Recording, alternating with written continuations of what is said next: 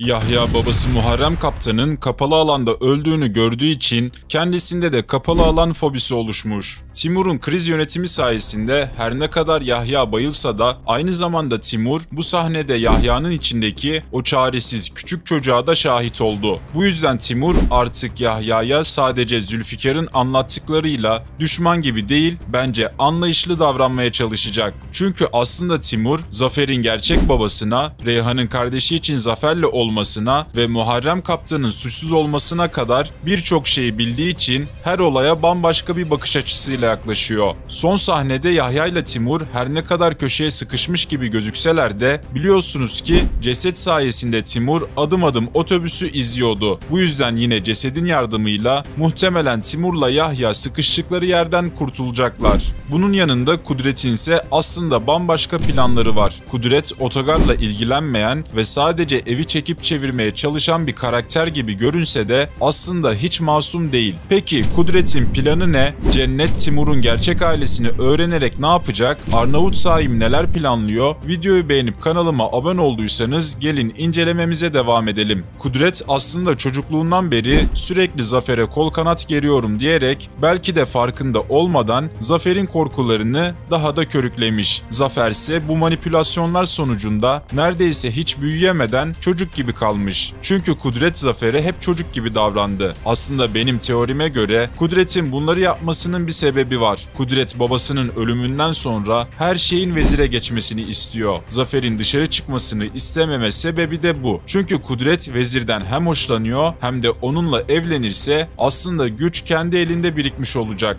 Aynı zamanda Kudret için vezir babasının yerine geçebilecek her şeye hakim olan tek kişi. Bunun için de zaten planlarını ilmek ilmek işliyor. Bu bölümde bile gördüğümüz üzere ailesinin yüzlerini kapatarak sadece vezirle kendisinin olduğu kısmı bırakmıştı. İşte tüm bunların sebebi Kudret'in geleceğe yönelik veziri başa geçirme planlarından kaynaklanıyor. Çünkü dediğim gibi Kudret hem vezire çok güveniyor hem de onun asla kendi sözünden çıkmayacağına inanıyor. Peki Cennet Timur'un ailesini öğrendikten sonra ne yapacak? Bu bölümde gördüğümüz üzere Selim'le Gülşah arasında bir çekim oluştu. Yani Selim de tıpkı abisi gibi kendi sarı fırtınasını bulmuş gibi oldu. Bunun yanında Selim'in Yahya ile ne kadar çok benzediğini de görmüş olduk. Ancak Cennet'in Gülşah'ın abisinin Timur olduğunu görmesiyle her şey değişecek. Çünkü Cennet Timur'un gerçek kimliğinin açığa çıkmaması için muhtemelen Gülşah'la görüşmeyi kesmek zorunda kalacak. Aynı zamanda Selim'le de görüşmesine engel olmak için elinden geleni yapacaktır. Çünkü Gülşah Selim'le takılmaya devam ederse ister istemez illaki Timur'la karşılaşma ihtimali bulunuyor. Bundan dolayı da Cennet bunların önüne geçmek için Selim'in aklını çelerek Gülşah'tan uzak tutmaya çalışacak. Ancak zamanla Cennet de Selim'den hoşlanmaya başlayarak bir nevi Gülşah'ın hem abisini